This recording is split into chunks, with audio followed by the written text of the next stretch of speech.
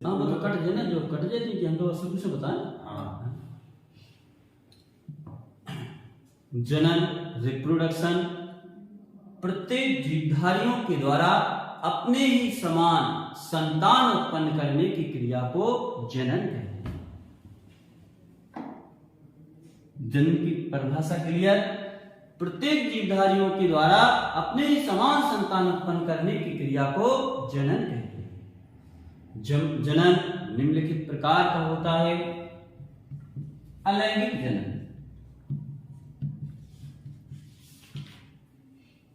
अलैंगिक जनन,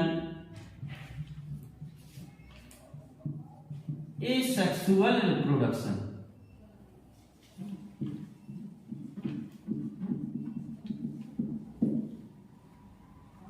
दूसरा लैंगिक जनन,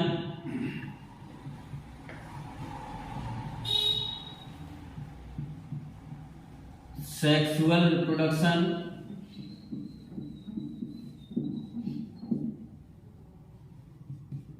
वर्धी या नंबर तीसरा वर्धी या कायक जनन,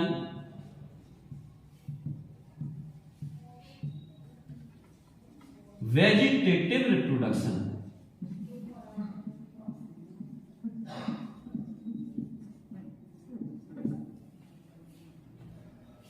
जनन का अर्थ है, जनन से क्या तात्पर्य है, जनन की परिभाषा या डेफिनेशन ऑफ रिप्रोडक्शन या व्हाट इज रिप्रोडक्शन, सभी जीवधारियों के द्वारा अपने ही समान संतान उत्पन्न करने की क्रिया को जनन कहते हैं। जनन निम्नलिखित प्रकार का, 3 प्रकार का होता है।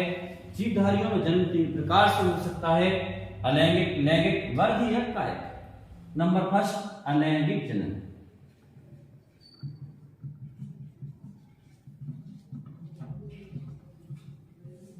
एसेक्सुअल रिप्रोडक्शन, अलैंगिक जनन, इस प्रकार के जनन में केवल एक जीवधारी या एक जनक भाग लेता है। जो अलैंगिक जनन है, अलैंगिक जनन में केवल एक ही जीवधारी या एक ही जनक भाग लेता है तथा इसमें एक जनक या जीवधारी अपने ही समान प्रतिलिपि या क्लोन उत्पन्न करता है। अलैंगिक जनन की क्रिया इस प्रकार का वह जनन जिस जनन में प्रत्येक जीवधारी अपने ही समान प्रतिलिपि या क्लोन उत्पन्न करता है, अलैंगिक जनन की क्रिया कहलाता है।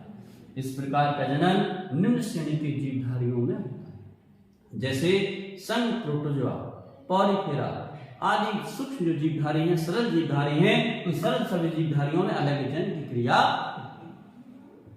दूसरा है लैंगिक जनन, जो आपका मुख्य पाठ है, मुख्य पाठ का मुख्य बिंदु है लैंगिक जनन, जिसको अपन विस्तार से पढ़ेंगे। लैंगिक जनन सेक्सुअल रिप्रोडक्शन, सेक्सुअल रिप्रोडक्शन, लैंगिक जनन, लैंगिक जनन की क्रिया में 2 जीवधारी या 2 जनक भाग लेते हैं। इनमें से यदि एक जनक नर तो दूसरा जनक मादा होता है। लैंगिक जनन की क्रिया निम्नलिखित 2 पदों में पूर्ण होती है। नंबर 1 युग्मक जनन, युग्मक जनन गैमेटोजेनेसिस इसे बोलते हैं इंग्लिश में गैमेटोजेनेसिस। युग्मक जनन, युग्मक जनन का अर्थ है वह प्रक्रिया जिसमें युग्मकों का निर्माण होता है, अर्थात युग्मक जनन की इस क्रिया में द्विगुणित, जो द्विगुणित मात्र कोशिकाएं होती हैं जिनमें क्रोमोसोम की संख्या 2x होती है। द्विगुणित मात्र कोशिका में अर्धसूत्रीय विभाजन के दौरान, अर्धसूत्रीय विभाजन फर्स्ट के दौरान नर या मादा युग्मक बनती है। इनमें क्रोमोसोम की संख्या x होती है, जिस कारण से यह एक गुणित अवस्था को प्रदर्शित करती है। फर्स्ट युग्मक जनन, जनन की इस क्रिया में द्विगुणित मात्र कोशिका में अर्धसूत्रीय विभाजन फर्स्ट के दौरान एक गुणित या अगुणित नर या मादा युग्मकों का निर्माण होता है। युग्मक जनन की क्रिया कहलाती है। नंबर में निषेचन, जो लैंगिक जनन का दूसरा बिंदु है वो है निषेचन, फर्टिलाइजेशन। फर्टिलाइजेशन, निषेचन। निषेचन की इस क्रिया में नर तथा मादा युग्मक भाग लेते हैं। जो नर युग्मक है, नर युग्मक तथा मादा युग्मक आपस में मिलकर निषेचन की क्रिया करते हैं, अर्थात इसको ऊपर ले चलते हैं। जब नर तथा मादा युग्मक आपस में मिलते हैं तो निषेचन की क्रिया संपन्न होती है, फर्टिलाइजेशन की क्रिया संपन्न होती है। निषेचन की क्रिया के फलस्वरूप जायगोट बनता है, जो विकसित होकर नया जीवधारी बनाता है। इस प्रकार से संपूर्ण प्रक्रिया को हम लैंगिक जन्य की क्रिया।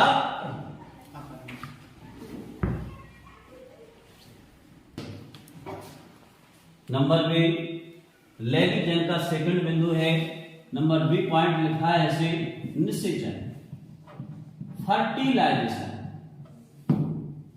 निषेचन की क्रिया में जब नर युग्मक मादा युग्मक के साथ फ्यूज होते हैं, मिलते हैं या संलयित होते हैं तो जायगोट, एम्ब्रियो या भ्रूण या रुनज बनता है।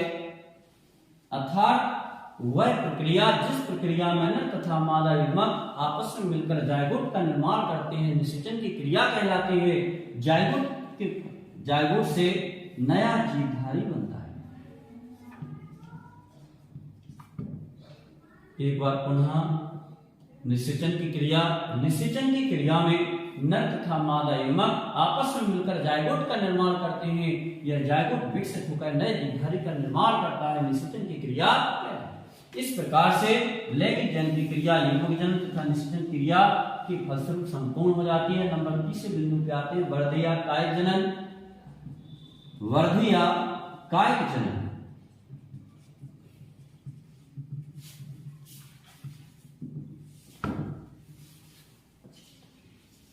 वर्ध या कायिक जनन, तो जो आपका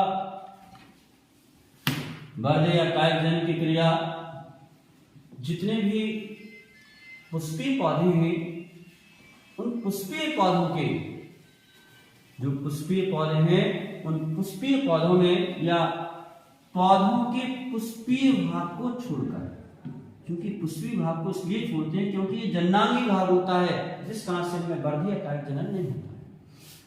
पौधों के पुष्पीय भाग को छोड़कर, पुष्पीय भाग को छोड़कर शेष जड़, तना, पत्ती, जड़, तना व पत्ती आदि के द्वारा नए पौधे का बनना वर्ध या कायिक जनन की क्रिया है। नंबर 3 है वर्ध या कायिक जनन। पेड़ पौधों के पुष्पीय भाग को छोड़कर जड़, तना, पत्ती आदि के द्वारा नए पौधे का बनना वर्ध या कायिक जनन की क्रिया कहलाती है।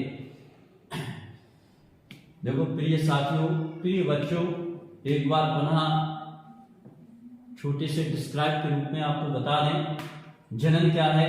प्रत्येक जीवधारियों के द्वारा अपने ही समान संतान उत्पन्न करने की क्रिया को जनन कहते हैं।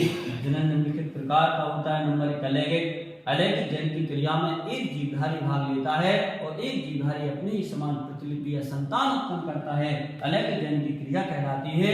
इस प्रकार का जनन मुख्यतः निम्न श्रेणी की जीवधारियों में होता है, जैसे संघ, प्रोटोजोआ, संघ, पॉलीफेरा आदि सूक्ष्म जीवधारी। लैंगिक जनन।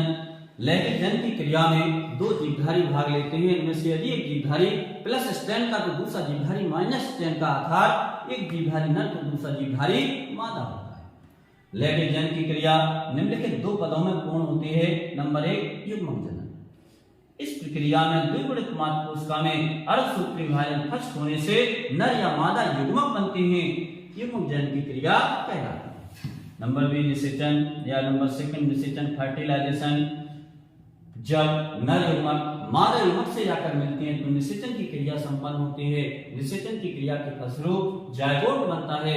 यह जायगोट विकसित होकर नया जीवधारी बनाता है। इस प्रकार से संपूर्ण लैंगिक जनन की क्रिया संपन्न हो जाती है।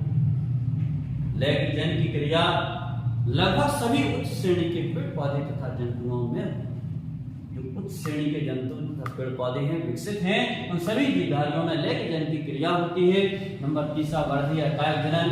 पेड़ पौधों के पुष्पीय भाग को छोड़कर जड़, तना, पत्ती आदि के द्वारा नए पौधे का बनना वर्धि या कार्यजन की क्रिया। देखो प्रिय बच्चों, आज के लिए इतना ही। कल आपको विस्तार से समझाएंगे और कल तक के लिए सभी साथियों को नमस्ते। और सभी प्रिय साथी सर्दियों का आनंद लेते रहें, लेकिन साथ में पढ़ते रहें, क्योंकि परीक्षा आपके नजदीक है। हम आपके साथ लगातार परीक्षा तक आपको दिशा निर्देशित करते रहेंगे तथा आपको जानकारी भी देते रहेंगे कि परीक्षा में कौन महत्वपूर्ण क्वेश्चन है, कितने महत्वपूर्ण क्वेश्चन है। एक बार आप गुरसाई में आकर देखेंगे तो देखेंगे शिक्षा कहीं नहीं, केवल बुंदेलखंड के गुरसाई क्षेत्र में ही।